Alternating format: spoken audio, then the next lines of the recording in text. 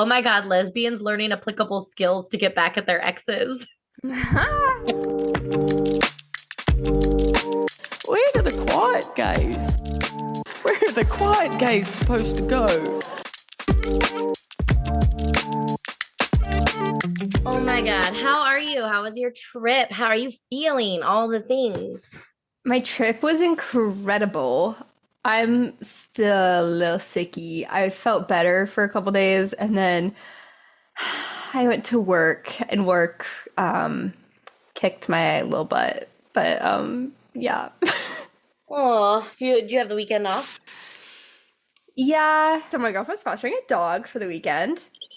And So cute. oh my gosh, she's so cute. She's so cute and she's so good. She Sorry, was she, her pronouns. she was a little riled up about being in a new place overnight. So, we didn't sleep very much. Oh, it's like having a newborn. Yeah. But she's so snuggly, and I took her to a coffee shop this morning, and when I tell you there was chaos galore happening in this place, and she was so calm and just laid down on my feet and didn't like get involved in any of it. Oh, Yeah. Any other dog, I swear, would have been right in the mix because there were a bunch of unleashed dogs running around the coffee shop. Um, okay. I hate unleashed dogs. I mean, I love the dogs. It's just the owners because I'm like, but you don't, your dog might be fine, but someone else's dog might not be. Like, right. leave, please. And then this one man was talking on the phone and he got handed his coffee. He had two drinks in like a cardboard carrier. Uh-huh. And he picked it up and whipped around so fast that the drinks just flew out of the carrier and spilled. And it was a small coffee shop. And so when they hit the floor, they exploded over the entire floor, like three-quarters of the floor of the coffee shop. Stop. Yeah. And another dog tried to get in it and lick it up, and it got all over a man that was standing there. And my little pup didn't even move. Oh, Like, good. wow. She's such a good baby. Mm-hmm. Oh my God, you sent me that video today and I was like almost crying because she's so cute and I want a Oh, dog. so cute. So cute. Mm. Yeah. Oh, well, that's Yeah. fun. Yeah. How are you? Oh, I've just been working and there's a COVID outbreak at my job. I'm negative, thank God, but it's like a whole thing. Yikes. I get to like do isolation precautions in like so many different people's rooms right now because I still have to go see them and like Mhm. say hi, which I love doing. Don't get me wrong. I love, especially because they're like in isolation. And so Yeah. they don't like see anyone except like the nurses and stuff who don't have time to chit chat. And I just go in there and I chit chat. I just yap Mhm. with them. And like my one of my favorite residents is in isolation precaution right now. And she's the sweetest. And every time I come in, she's like, oh, yay. Like, I'm glad you're here. Come talk to me. And she's like, I miss being out there with all my friends. And she said, I miss looking at you. And I was like, that's so cute. Oh. Ugh. So it's frustrating too, because I'm like, I know that like our tests kind of suck right now. And so Yes. people that are clearly sick are coming up negative. So they are just out and about, getting Mhm. everyone else sick. And I'm just like, ah. But Yeah. other than that, I'm good. I'm almost finished with my CNA training and stuff. So I test in like a week and a half on the 27th. I guess Oh, that's, wow. yeah. So I'll be done and then I'll be working full time, which is going to be fun for my bank account. Mm-hmm. But yeah, that's pretty much it. I'm getting my hair done tomorrow and What are you doing? I don't know. Whatever. So part of me doesn't want to be blonde anymore because you already know, I feel like what I'm going to say, but everyone keeps saying I look like Megan Trainor and I want to die. I would literally want to die. Ugh. So I don't know if I want to go, if I want to be blonde anymore. So I might go back to my red or maybe like a different blonde. I'm gonna let my amazing hairstylist decide for me, like I have done for the past 8 years. There you go. So I don't know. Maybe I'll be brunette. Wild card. I know. We'll see tomorrow. Well, if we go out tomorrow after I get my hair done, we'll post a picture. But okay, we are back at our recap, everyone. Welcome back to Lesbian Book Club, the podcast. And we are on to our season 1, episode 4 of the L Word, because I still am a slow reader and I'm not there yet. So Haylie's just gonna laugh at me. What did you think of this episode? Wait, hold on. Because Holland Taylor is in this episode, and please tell me you know who Holland Taylor is. That sounds so familiar. I know the name, but I just don't know why. And What I if I can't say- tell you who that was in this episode. Shut up. What if I say she's Sarah Paulson's partner? Okay, yep, that would make sense. Okay. Is she Patsy? Peggy? Peggy? Oh my God, was the dog taking all your attention? No, wait, what the heck is this woman's name? I'm Her thinking name is like, Peggy Peabody. oh, Peabody. I'm like, Patsy Peppermint? I don't Oh, yeah. Honestly, same energy. But I love Holland Taylor. I just find her like, what is the like adjective for enamored? If you want to describe somebody as like enamoring. Maybe this is why I like older women too. Holland Taylor is your type. No. I think she's like so classy and she's like an acting legend. And for them, and she also was like never out. Wasn't ever out until like she came out with Sarah Paulson, even though she's been like a lesbian forever. And so I don't think she came out till like her like 60s. And so Okay. for her to be in the L Word, well, I guess she was in the L Word, but was she out? I think it was like an if you know, you know situation. Yeah, like, girl, you don't gotta say it. Just be I know. you. I Just do know. your thing.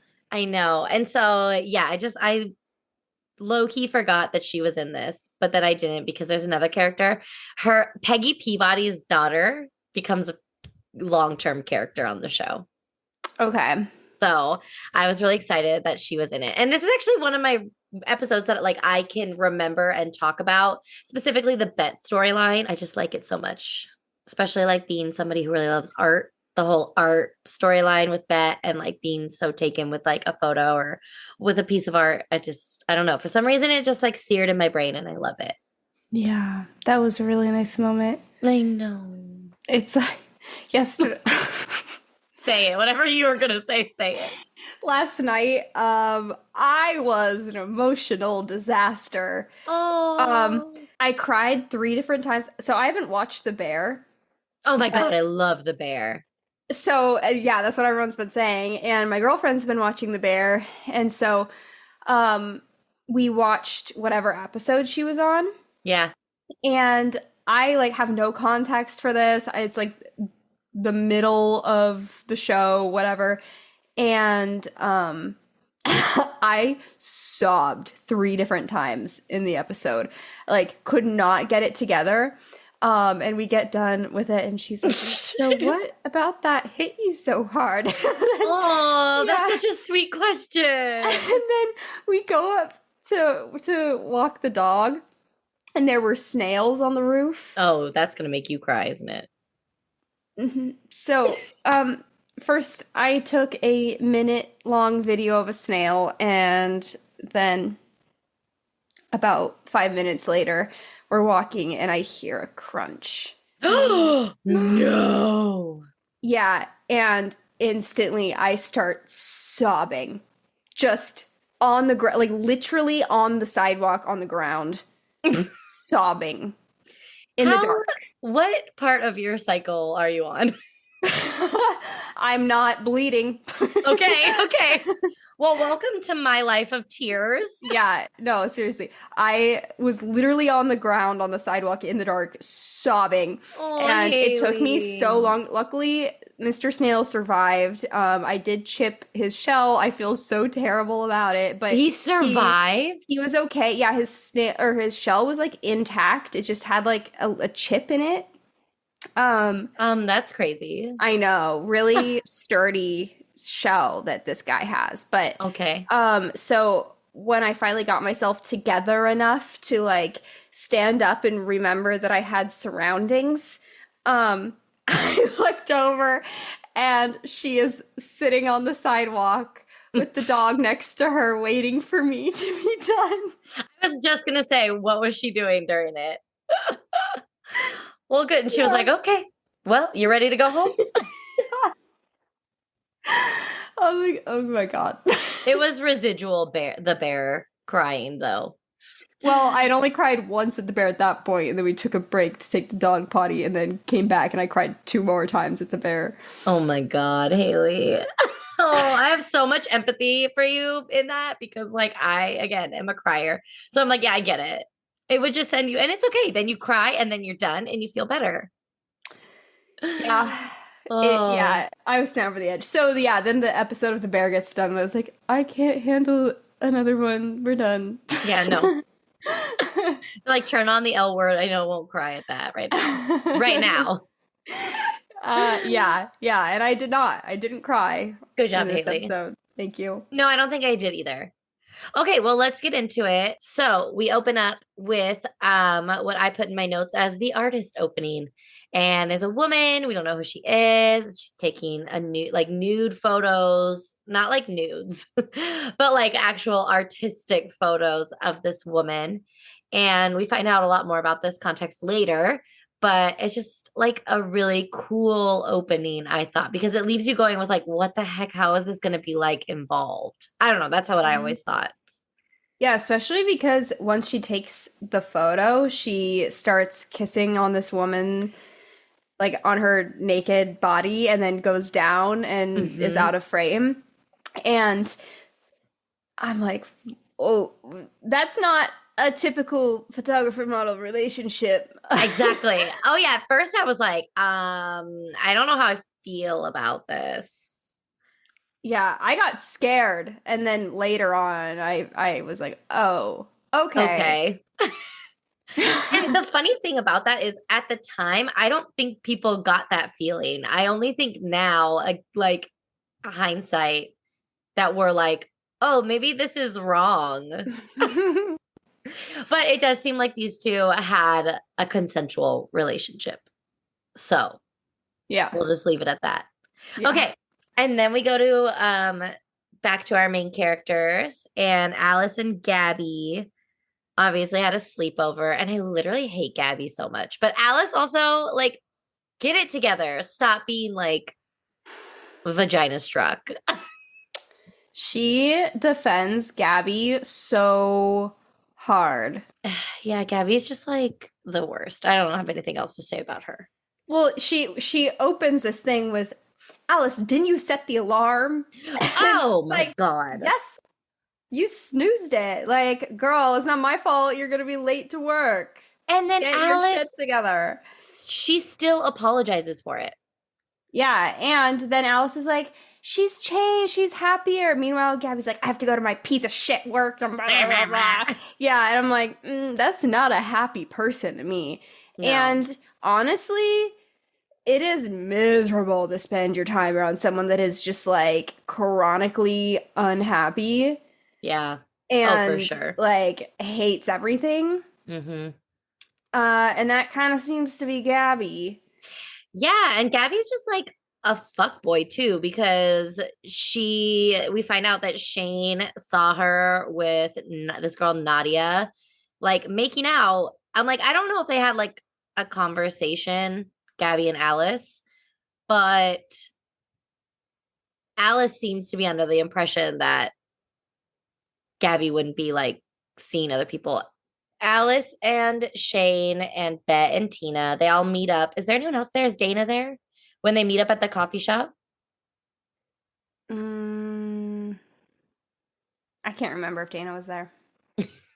I did have a note in here that said Haylie is exactly like Dana at some point. You always say that. I know. You are. It's so cute. Um, but yeah, so they're like trying to convince Alice that she needs to dump Gabby and like move on because Gabby just doesn't treat her well. Like doesn't treat her how she should deserve to be treated. And they come up with this hilarious speech. And I can't believe that Alice said it word for word to She Gabby. did. Yeah. Oh my God, it was so funny. The line, like telling someone to their face that they are an emotional cripple, incapable of knowing true love, is so insane. And then to say, step off, bitch. I was dying. I thought it was so funny. I was like, I don't think they were telling you to say the exact thing, Alice, but like something along those lines. And then she's just like, no, if I don't say the exact thing, I'm not going to do it. So thank you. Yeah, well, because she can't like think for herself in this particular situation. I get it. Can't like see. She can see through her rose-colored glasses. Yep. And then she can see what her friends are verbatim saying to her. Exactly. And that's it. So she had to use it. Yeah, because she's like almost doesn't even believe it. Like herself. She's just trusting like her friends and being like, listen, this girl sucks and you need to get rid of her. Yeah, I think that it was enough. Like she hit enough points at the point where she had that conversation with Gabby, especially. Yeah. I did not like the way that Gabby wrote her off at the club where she was like, oh, I was hoping that it could be just us. And she was like, oh, it can be just us when we're dead. I know, like basically telling Alice, like, you'll never have me. Sorry. It's the worst. Yeah. And so I think she finally just got that owie feeling in her stomach enough to be like, okay, let's word vomit this. Yeah. And it's also true. Like, you're not going to see it, but when someone points it out to you, you're like more aware of the things that actually like are no-goes when before you're like, oh, actually, this is fine. Like with those rose-colored glasses, like you were saying. And then when someone points it out to you, it's like when you have like, when you stub your toe or like you stub your pinky toe and then you hit it on everything. Because you're like hyper aware of it. I feel like that's what happened to Alice because she's just like, I can't ignore this anymore when everyone else sees it. She also, she before made that comment at the coffee shop with her friend. She's like, I know that it looks like she treats me like shit and everyone thinks that she treats me like shit, but trust me. And it's like, okay, if the perception of everybody is that she treats you like shit, then probably there's some truth to that. And then she finally gets enough of it that she's like, oh, yes, indeed. There is truth. Oh, I literally put in there too, like you were saying, I said, she said it word for word, an emotional cripple without the capacity for true love. I have that written down like word for word. And then just like laughing emojis next to it. Oh my God. Yeah. Well, and then what Gabby said to Alice was so brutal. She was like, but I think you should know, Alice, this is not a good move for someone like you. Everyone knows you're desperate. You're not going to bounce back from something like this. And then walks out the door, and Alice, bless her, does not turn around and do what would have been the desperate thing and be like, wait, come back. Oh, yeah, no. Yeah. If you're called desperate, you have to literally act not desperate, even if you are. Yeah. Which is what Gabby wanted her to do. Oh, yeah. But also that should be like, hopefully the nail in the coffin for her, because what a horrible person to be like, this person is telling me that I make them feel terrible. And my reaction is going to be like, peace. Sorry, you suck. Like, how awful. Really a looking glass into the kind of person that Gabby is, like that really quick retaliation when when she's rejected. Clearly there's a lot of insecurity there. Oh, And she's 100%. probably not used to getting rejected, especially by somebody that she perceives as like not being as cool as she is, Yeah. right? Yeah. Like to her, she's just above Alice in whatever way. And so when Alice is the one who rejects her, it like absolutely flips the power dynamic in her mind upside down. And Yeah. now the only way for her to regain her step up is to lash out and say something really awful to Alice. Yeah. I mean, it sounds like a cartoonish caricature of somebody that's narcissistic. Like 100% Gabby had, like, I'm sure if this was shot today, Tina and Bette and Shane would have been calling her a narcissist. You know what I mean? Mm, Because the way she just turned, like, she's incapable of seeing her faults or how she has made anyone else feel. mm-hmm. It really sucks. And then the thing that I think was really good for Alice to do is she like has her chart up and she connects Gabby to Nadia on the chart. And I felt like that was like a little bit of closure, like fingers crossed Yeah, for that was sure. like I'm going to put this out there and so if I go back everyone's going to know that I'm desperate and dumb. Yeah. Yeah. No, yeah, that was definitely it's that's like the same thing as telling your mom that somebody wronged you. Yes. Oh my God. Or your sister, because I literally still hate my sister's high school on and again, off again boyfriend. Mm-hmm. I hate that guy Yeah. so much. And there's nothing he could do. I mean, like, we don't have contact with him anymore, but there is nothing he could do that could ever make me feel okay about him. Oh, yeah. There's the I can't be friends with so many people that my sister does not like because Yeah. I'm scared.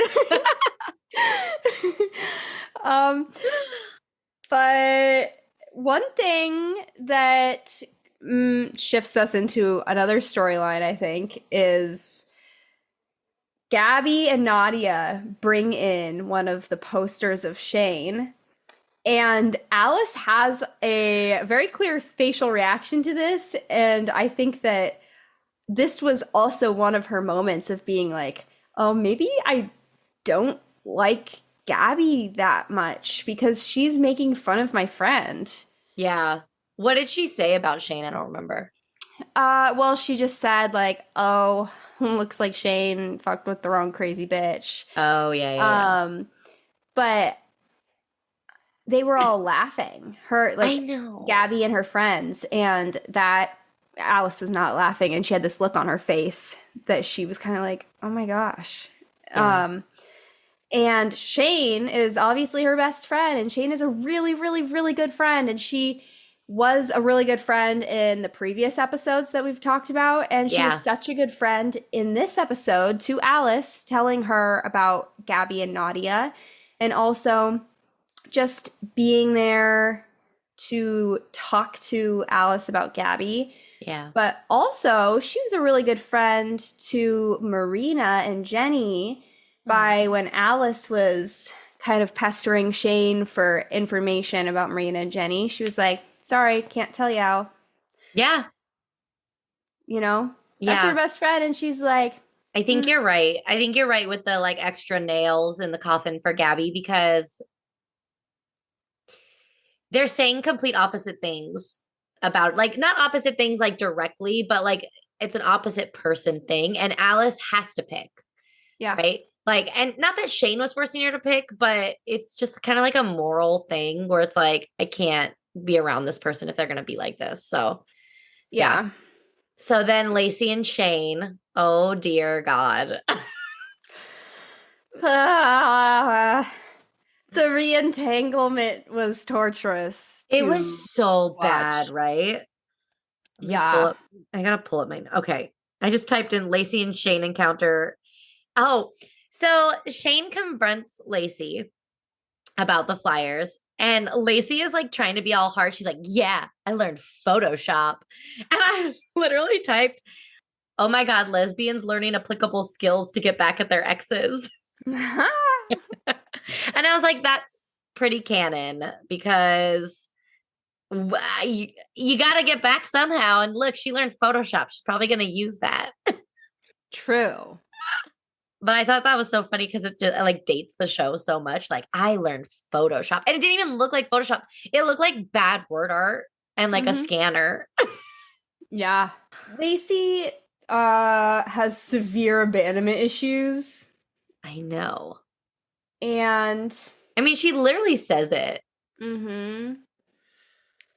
and the way that Shane responds, the first part I thought was just so sweet because Shane was like, Lacey, hold on, like, okay, let's talk about, and Shane was so kind. Shane could have freaked out at her. Okay, I do think Shane was kind, but I also think that Shane has like serious avoidant of any type of negative emotions behavior coming from anyone, because she's just like, I just have to in the short term make this stop. I can't watch this girl cry. Because I'm uncomfortable, right? So what am I going to do to make her happy right this second? You know what I mean? Yes. And I think that's such a cop out. And I don't think Shane had the tools to handle it because she's young and immature and hasn't like grown. But I also think that's like damaging to both people. Both of them are damaging each other. No, I don't think that it was kind to get back with Lacey. Yeah. And no, it wasn't. Yeah, I don't think it was kind to kiss her and to say like, "Oh, I'm not going anywhere," and to hook up with her. Because those are all promises that Shane cannot and will not keep, and gave Lacey like temporary relief, but is just going to end up hurting her more and making this more of a thing. Exactly. I thought that Shane was really kind in like the first half of that interaction in the way that she approached it. Yeah. But you're exactly right that like when it started to get too uncomfortable for her, then yeah, she deflected to, oh, okay, yes, let me just do whatever you want me to do. Which totally not don't do that, Shane. Oh, Stop. yeah. I was like yelling at my screen, stop. You're like yelling at your screen and I'm writing down, this is a classic anxious avoidant attachment issue that we're having here. Because it really is. It's like one has severe abandonment issue. And this is like a very extreme case, obviously. They both have abandonment issues, but they like flesh out so differently. And Lacey's just like clinging on to Shane. And Shane's like, this makes me so uncomfortable. So yeah, it's I can't believe Shane fucked her. This just is a disaster waiting to happen. And then, of course, like after they hook up, Lacey says something like, I love being with you, or something like that. I forget what she says. And Shane doesn't even say anything. She like just grabs her clothes, like gets dressed, and then is like, you said you wouldn't do this, or something like that. So uncomfortable. And then just and Lacey just nods. Lacey's like, yep, I fucked it up, didn't I? And then Shane just leaves. And like that's the end of Lacey. Like it's a really good introduction to Shane, though. I feel like you learn a lot about Shane in these first 4 episodes. You learn a lot about her and how she is like with romantic interests. And then you also learn a lot about her as a friend. And those two are like polar opposites of the spectrum. Like she's an incredible friend, but a shitty lover. You know what I mean? Yeah. I mean, she's not a shitty lover. She's very good, but she's not a good person to like attach to. No. Oh yeah, I could see you like crawling in your skin over this. Yeah. Also when Lacey was like, well, what did she have that I didn't? And Shane's like, nothing. And she's like, well, did you like fucking her better than me? And then there's like this prolonged silence. And I was like, don't answer that. Don't answer that. Or just say no. Who cares? Well, say no. But like, if she says no, then Lacey's using that as ammunition of like, well, then why didn't you stay? Yeah. And then if she says yes, then that's the wrong answer. You know? It's like, oh, there is no winning. No, Like, there's no winning. absolutely not. Yeah. This is an impossible situation. Yeah. Speaking of impossible situations, I feel like do we shift to Bette and talk about her Yep. freaking job and this whole storyline? Bette's job, she's the curator, and she basically comes with this incredible presentation about this show that she wants to put in the gallery called Provocations. And it's really out there and it's like really provoking. It's very like sexual and has a lot of like historical and religious undertones to it. It's really cool. It's a really cool show. And her boss is like, nah, no thanks. We're going to do impressions for the winter. And the only thing I could think about was Miranda Priestley going, florals for spring, groundbreaking. That's like all I could think about during that part. But he basically steamrolls her and says, I've already booked the impressions. So thanks for the presentation, but we're not going that way. Bette is pissed, obviously. And then she goes and unbooks the impressions and tries to set up a meeting with Peggy Peabody, who is the person who's in charge of this collection. And she can't get a meeting with Peggy. So she just goes to Santa Barbara because she hears that she is staying there. And I love the mix up of identities that happens. And Bette ends up in Peggy Peabody's suite because Peggy thinks that she is someone else who she has a meeting with.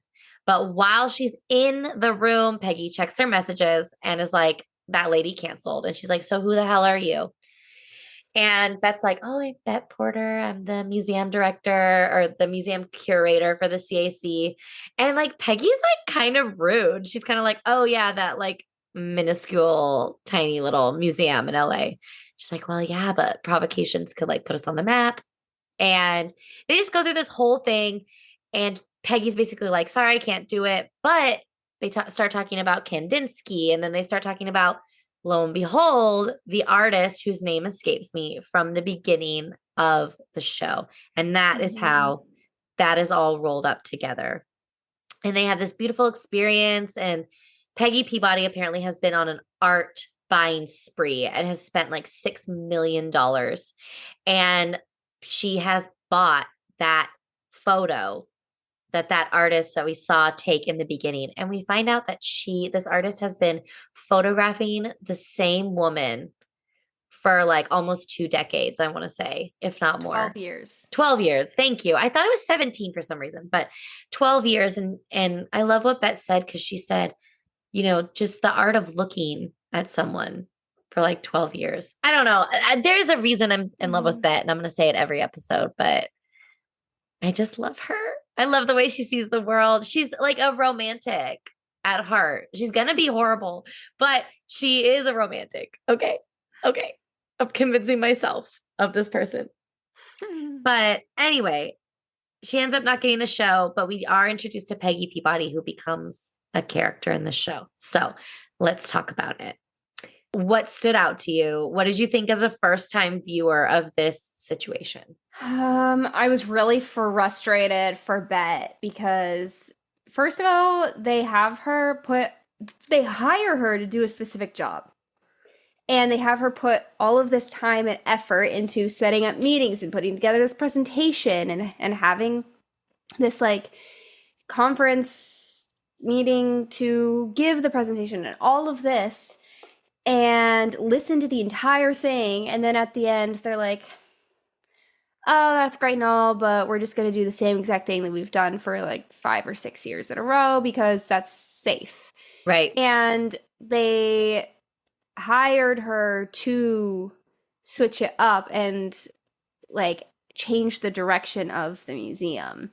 So they wanted her to come in and do a thing, but now they're actively working against her doing that thing. Mm-hmm. And he went behind her back too and just wasted her time. Probably didn't help her professional relationships with the people that she's trying to source the art from and the other curators that she's talking to.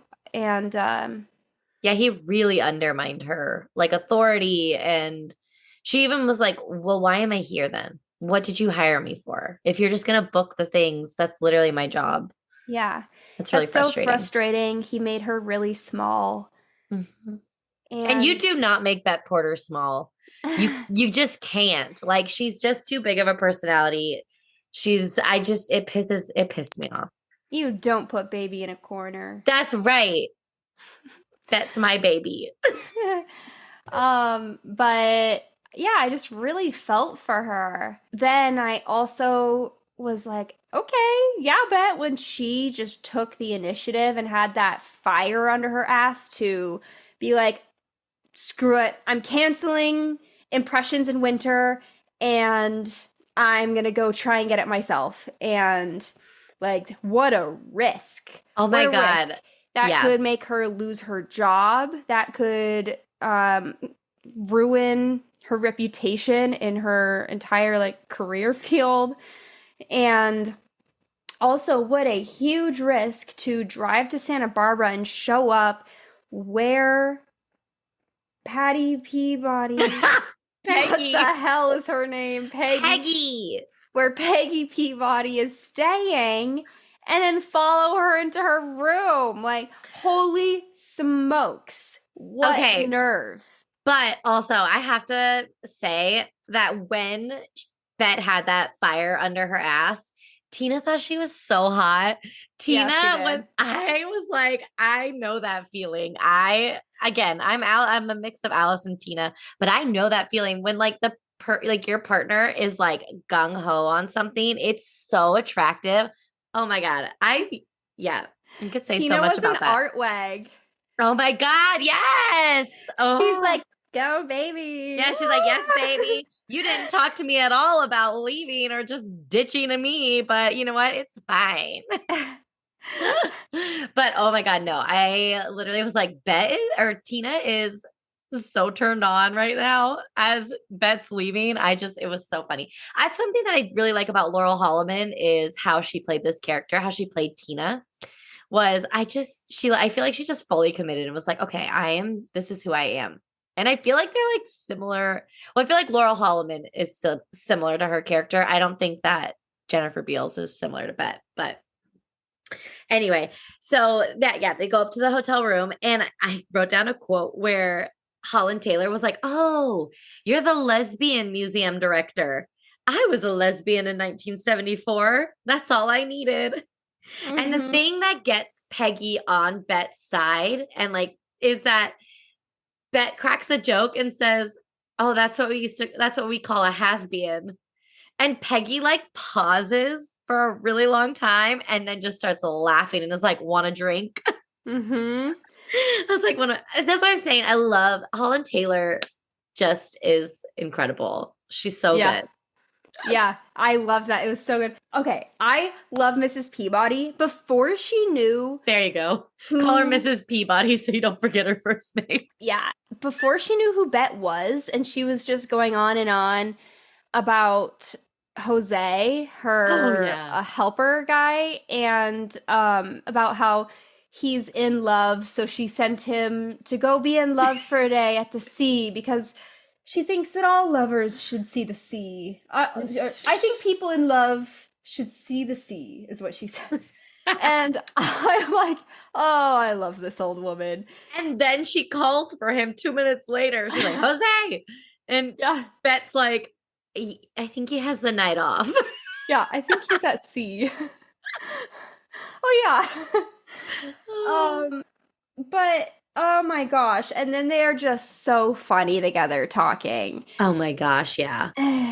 And then I can't wait for you to find out about Peggy's daughter and what happens because it's so funny. Oh my God. But I think okay, here's my prediction. Oh, okay.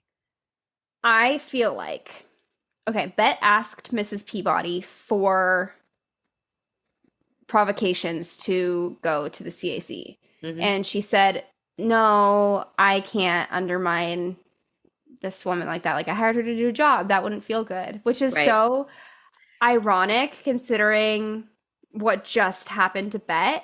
So I feel like Mrs. Peabody really gained a respect for Bette in the way that she watched Bette react to and talk about art in this evening together. Yeah. And so I feel like either what's going to happen is Bette is going to get back to the CAC, and that photograph is going to show up for her gallery, Oh, okay. or Mrs. Peabody is going to hire Bette. Oh, okay. But the like what you were talking about is when they're talking about the photographs, Yeah, and it's the woman who has been photographing her for 12 years. And when I found out that she's dead, I know. oh my gosh, I got this really eerie feeling where I was like, oh my gosh, I just watched a dead woman kissing another dead woman. Or no, I just watched a dead woman kissing another woman. And like, I couldn't shake this feeling. But then I was like, okay, the act of looking and re-seeing just to try to get to the truth of someone. Oh, But we didn't cry. We didn't cry. no, but it's so beautiful and wonderful and true. I It's so know. true. And then they talk about Stendhal syndrome. Yeah, that's what I wrote down too. Hmm. And I thought that it was so interesting. So Stendhal syndrome is when Stendhal was an art critic and he saw a piece that moved him so deeply that he had to look up at the ceiling and just have all of these feelings just wash over him, and he cried and cried. Yeah. And They said that they underwent the most profound feeling of ecstasy I've ever encountered. He couldn't withstand the effect. And my typing is not good. I don't know what the rest was. But yes, exactly. Continue. But I just like the idea of can't withstand the effect of your own feelings. Mhm. I just found that really beautiful. Yeah. And they overlaid Mrs. Peabody talking about the Stendhal effect on the scene of Jenny walking to Marina in the middle of the night. Yeah. So let's talk about that because boy, Jenny is just this first season with Jenny, she is just going through it. So Jenny wakes up and kisses she gets out of bed and she comes back and she kisses Tim on the cheek. And to me, I'm going to tell you how like I interpreted the scene because of like the expressions on Jenny's face and like her body language. I wrote down like I felt like when she was at the door, she was remembering the type of love that she had for Tim. And like, I loved you once, and I'm trying to remember and bring all of that back into my memory before everything changed. And so she like goes and kisses him on the cheek, like, I do love you. Like, she's still trying, not that she doesn't love him, but she's still trying to convince herself that like this is gonna be okay, and this is like what I want, you know? Yeah. And then she goes full goth mode and goes to talk to Marina. Mm-hmm. Did you like that jacket she was wearing? Yeah, I did. I would do that too. You would do that. You Yeah. absolutely would do that. You're like, I must get in character. I coined something called the Rat Girl Walk. Of course you did. Yeah, and it's where basically you dress like that and you let your toes hang out and you put your head down, hood up, and your arms behind you. Yeah. And you walk hunched over, and I'm gonna have you recreate this for our stories. Like, you're the scary dog. You know when you're walking and you have like a scary dog to protect you. No, you're the scary dog. Haylie, I hate to break this to you, but you are not scary. When I walk like this, I am. I don't look all the way sane. That's probably true. Mm-hmm. Don't I know it? So Jenny confronts Marina and she says to her, I thought she said something really heartbreaking because she's so honest and like raw all the time because she's a Pisces. And she said, I can't be around you anymore. It's confusing to me and makes me feel insane. Mm-hmm. And boy, if that is not what it feels like to be in a straight relationship and to find out that you actually like women, because you literally feel like you're going insane because your whole life feels like a lie, you know, and you have so much like regret and like, you know what I mean? You just have all these feelings and you're like, I wish I could just like not have this happen, you know? Yeah. But for her to be like, I just can't be around you. it scares me and it makes me feel crazy, you know? Yeah, Like so sad. it is. She also says that she feels safe with Tim for the first time in her entire life, which there's a whole psyche thing that we could dissect here about that. Yeah. Of like, if you've never felt safe in your life and all of a sudden you do, a lot of people's reactions to that would be to like try and destroy the thing that is making you feel safe because you're not used to it, and like what you are used to is chaos and stuff. Right. um so I mean, there's that part that you could look at and be like, well, is that true for Jenny? Which Marina is not helpful in this, in my opinion. Yeah. I think Marina should have taken what Jenny said here and been like, okay, you feel safe? Great. You don't want to feel confused and insane, and I'm making you feel that way? All right. Okay, you're drawing that boundary. Like, I am not going to come after you. I'm not going to pursue you anymore. Like, I think that she should have taken what Jenny was telling her and said, okay, but instead she's like, well, do you want to feel safe? I don't know. I don't know if I like agree, because I would agree if Marina was a man. And I feel like that's going to be controversial. I would agree with that. But when it's somebody figuring out their sexuality, like, yeah, it's not Marina's place to do that for Jenny. I get that. But also, like, Marina knows Jenny's fucking lying. You know what I mean? Marina knows that Jenny doesn't want this. You know what I mean? Like, deep down. But again, like, that's not Marina's place. I get that. But I don't think her question was out of line. I think it probably helped Jenny, or it will help Jenny, because, okay, you feel safe. Is that the end all? Is that all you want out of life? Are you going to be happy feeling safe in 2 years? Like, you know what I mean? Yeah, I understand what you're saying. I think maybe had she, I mean, I guess probably this wouldn't be good screenwriting. If she had fleshed it out more like that and been like, okay, in 2 years, like, Sure. what do you want to be feeling? And what do you want your life to look like? Yeah. But I don't know, something about the like questioning me of just like, well, do you want to be safe? Yeah. They rubbed me the wrong way. I really get that, because I do think now, especially again, hindsight, I do think Marina is written and comes off predatory. Yeah. You know what I mean? And I don't think it's like intentional. Again, this is like 2004, 2007, something like that. Yeah, I think it's supposed to be sexy, but now it comes off predatory, Yeah. you know? So I think because I watched it a long time ago and I didn't get the same vibes I get now, I'm able to like mesh them. But I love hearing like from your perspective. Like, it's really fun because you don't have that old baggage with it, you know? What a young sprite child. Yeah, with our baby over here. So the next thing that happens in that storyline is Tim goes to the planet. And I thought it was really funny because he's walking around and he just seems completely oblivious to the fact that he is surrounded by lesbians. There's just lesbians everywhere. And he's just like, I'm just doo-doo-doo. Like, this het white guy, I belong here, and whatever, you know. And Marina has him play pool with her. And Tim says to Marina, I'm obviously no match for you.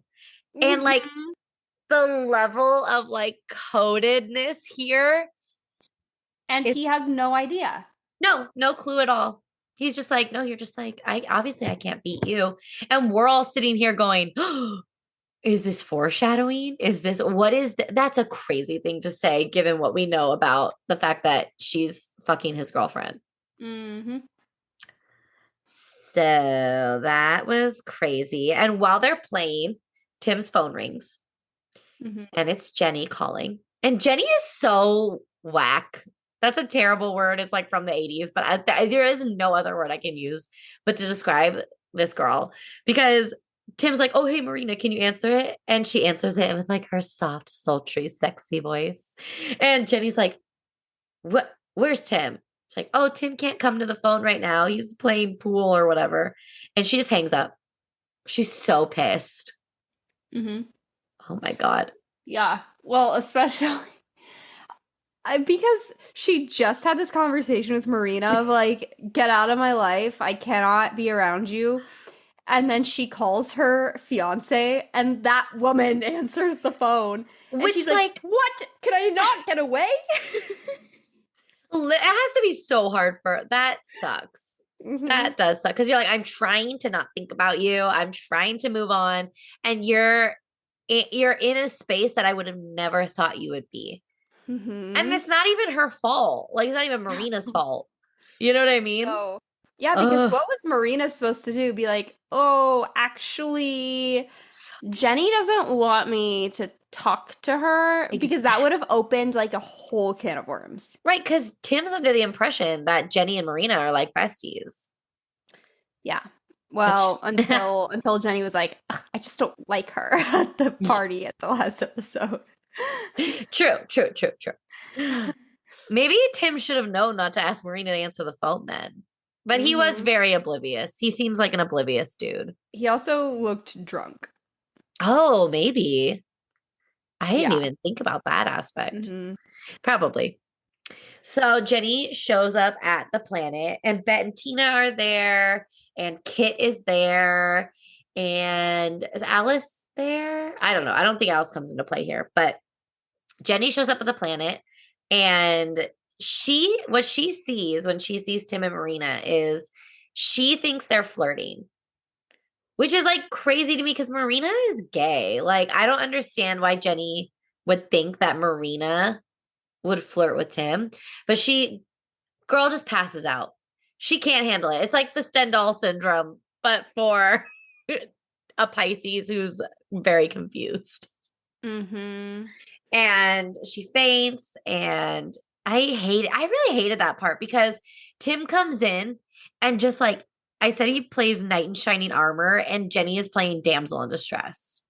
And he just like picks her up off the floor and carries her home, and she's like holding his neck. I don't know. It made me cringe. I didn't like it. Yeah, and then in the bed at home, she very aggressively accuses him of being all up in Marina's business and flirting with each other and blah blah blah. And like, what are you trying to do? And he's like, whoa. He's like, where is this bed? Yeah, where is this coming? Because he's not privy to anything that's happening. So he's just so confused. And I do feel for him. That sucks. Yeah. At the same time, also, I mean, they did have their arms like wrapped around each other's waist and were standing like eye to eye with each other, which did look weird. So I could see how, I mean, if it wasn't this like ultra specific situation, you could think that, yeah. Yeah, but it is this ultra specific situation. So yeah. The nuance is heavy here. Yeah. But then Jenny just kind of throws everything out the window and is like, Marina, hi. I can't resist. The Stendhal syndrome has struck. Yeah, but before that, really quick, Tina, who knows what's going on, is so kind. What a kind heart. Like, I just do think that one of the like defining features of Tina is that she really is just very kind. Yes. And she goes over and she says to Jenny, like, hey, like, I can be a friend if you want to talk, you know? Mm-hmm. And Jenny's like, I don't know what you're talking about. It's a rumor. And I can't believe she would tell someone something. And like, again, like goes off on Tina the same way she went off on Tim. Yeah. And and Tina hasn't even said anything. No. So Jenny was filling in all of the blanks herself. Exactly. And Tina was just like, okay. Like she was again, just so kind. Just okay, I know that this is not about me. And her reaction has nothing to do with me. Mhm. And she'll come to me like when she is ready, you know? Yeah. Oh, makes me Mhm. really sad. Yeah, so it's like the middle of the night and she sneaks to go to the planet to find Marina. And she says every time first she says, I can't hurt Tim. I And know. then immediately, every time I look at you, I feel so completely dismantled. And then Oh takes off God. her shirt and hooks up with Marina. I'm like, what happened to not hurting Tim? 5 seconds Right? ago. 5 seconds ago, you weren't going to hurt Tim. And now you're literally sleeping with Marina Well, again. okay, hold on, because I have a note on that. Because so her reasoning for not wanting to continue with Marina has nothing to do with herself or her wants or her needs or her desires. The only reasoning she has is about someone else, is about Tim, right? Yeah. And I, from my own experience, can very much understand that because like Jenny, I think is also a little bit of a people pleaser. And I don't think you can like not be when you're in a relationship with someone. You just care about them a lot, right? I feel like it's a really common experience to it's easier to do things for someone else than it is to do for yourself. So for her in her mind, Jenny is like, I this will be a better motivator for me is I can't hurt this person that I love. But I don't think that that's ever something that really truly is going to be motivating because ultimately her wants and desires are going to come through. There's only so long you can put that off. And for Jenny, it's like 7 seconds. Um, some of us, it's a, 9 years, but it's all a very common experience to be like, no, no, no, I could never do this to someone. But then something else takes over. Yeah. So I got that. And I did feel for her in trying to use that reasoning, versus being like, you dumb person. Yeah. That makes sense. But also, like, come on, Jenny. Seriously, 2 seconds later, wow. Yeah. And they hook up again. Everyone's just hooking up with the people they shouldn't be hooking up with. Yeah, they were. It was so stressful. They need to make better choices. um, that's not gonna happen. I just said, spoiler alert. That's not gonna happen. Okay, but can we go to like the cutest part of the episode and the last little storyline we have? Yes. Dana and Laura. So the crazy way this storyline opens is apparently it's okay to just walk into a professional kitchen if you are a member at the country club. Because Dana just strolls right in to talk to Laura. And I'm like, is that allowed? Is that No. right?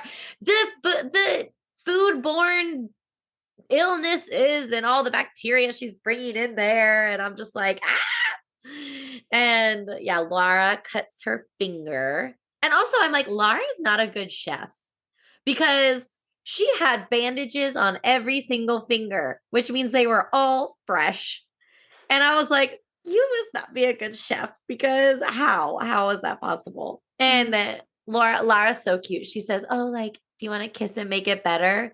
And I'm like, this is the type of flirting that I do. This is the exact flirting I will do is like where it's like a joke, but also like a little bit forward. Where I'm like, it could be a joke, but also if you want to, then I'm in. It makes it really easy to flirt because you can always be like, ah, just kidding. She got so flustered, Dana did. This is the exact point where I have it written down that you are Dana. Yeah, Where she was backing into the chef. Like she backed into that chef and was like, oh, okay. And I was like, that is literally Haylie. Yep. Stumbling over her words. My first date with my girlfriend, she said that I buffered in real time. Yeah, it's the same. That's exactly the perfect way to describe it.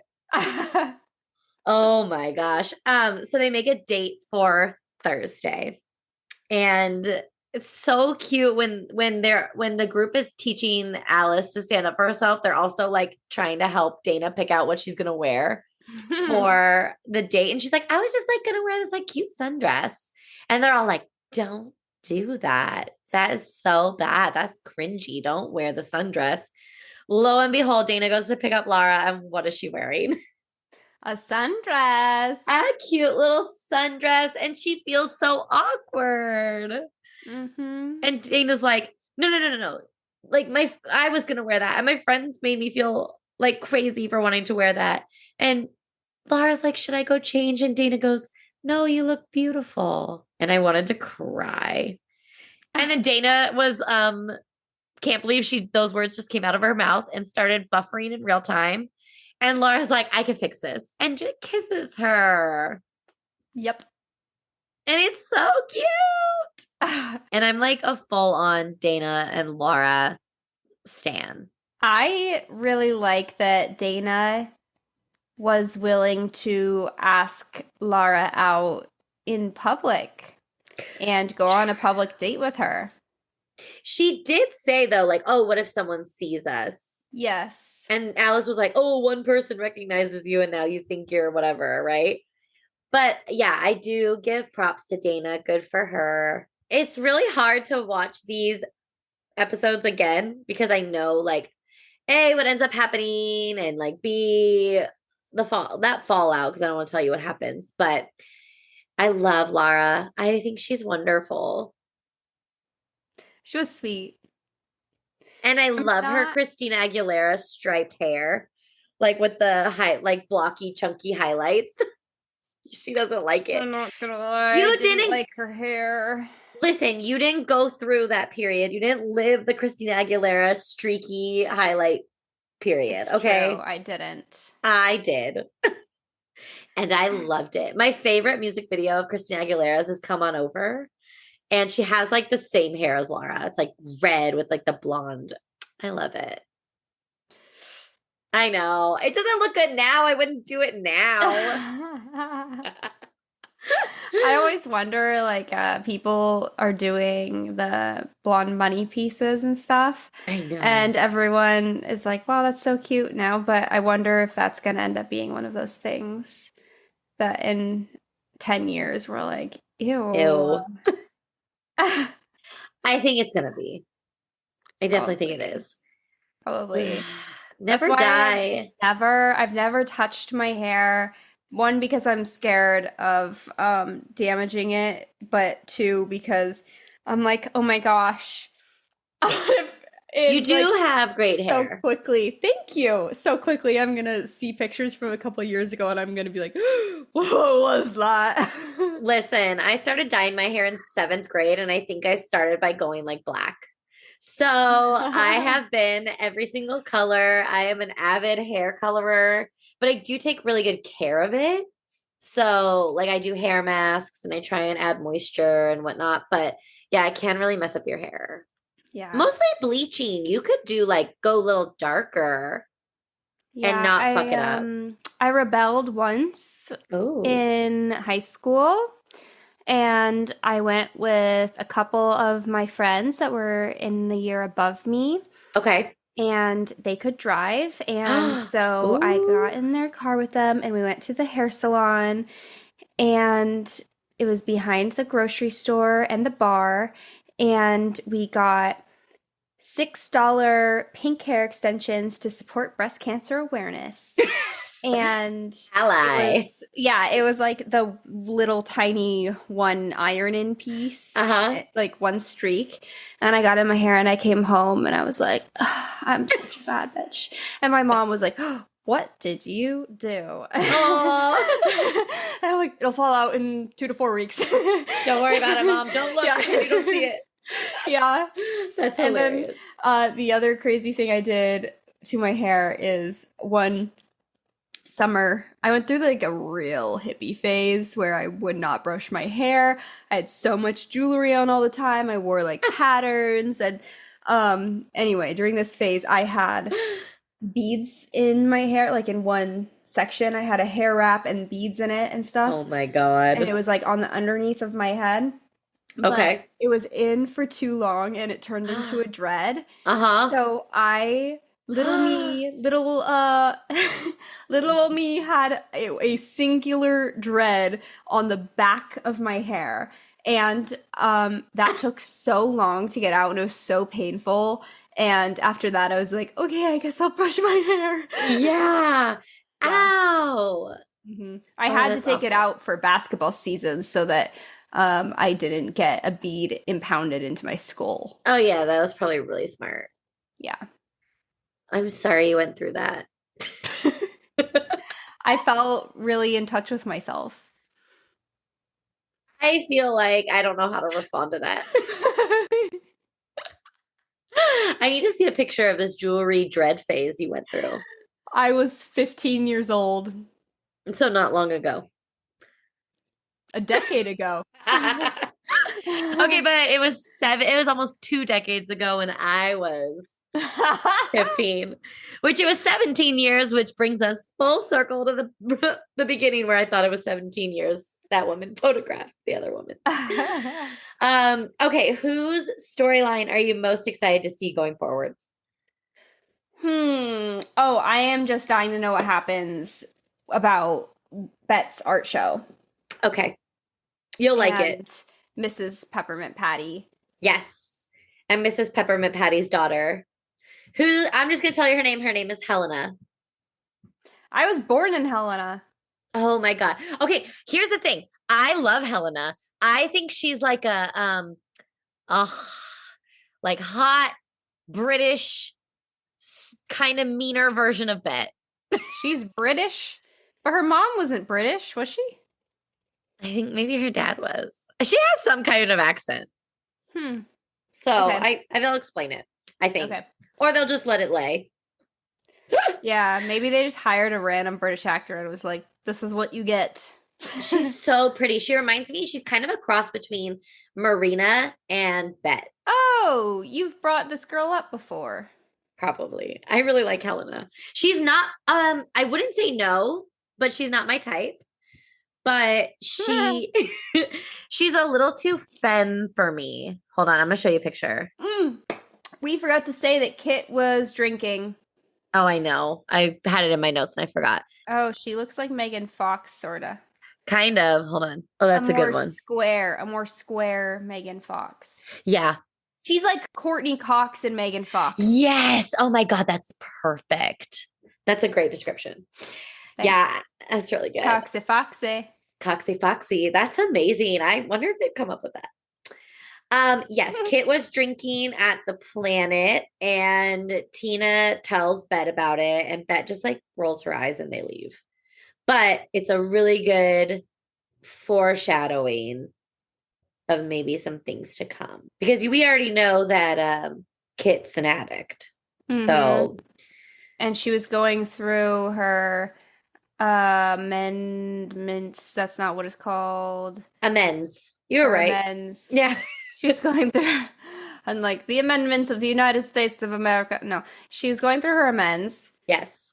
and was on her path in sobriety, but she's having a sobriety relapse, apparently. It looks like it. It does look like it.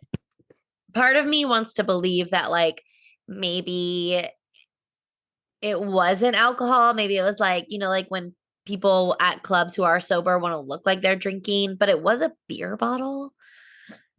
So I don't know. I guess we'll see. Wait, so is that the storyline that you're also looking forward to seeing?